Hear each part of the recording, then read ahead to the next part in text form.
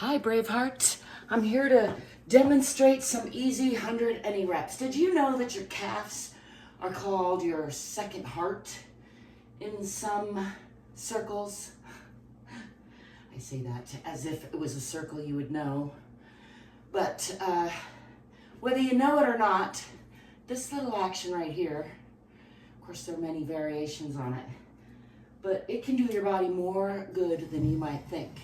Stand up on your toes, coming down. You can do it on a step, that's the word I was looking for, and put your heels down even further than your toes are, if that feels good to you. But this very simple calf raise move, you can also vary it up with your toes pointing away from each other or your toes pointing towards each other, and lots of variation in between. That will all give you a little bit different focus on different muscles.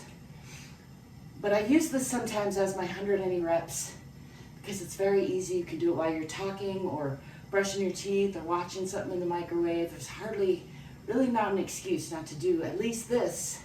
And if you do 100 of these a day, start with 10 if you can't do 100. But if you do it consistently, 100 reps for 100 days, I dare say you will feel better. Try it, let me know. I'll be seeing you. Don't forget to like and subscribe and stay curious, courageous, fit, and free.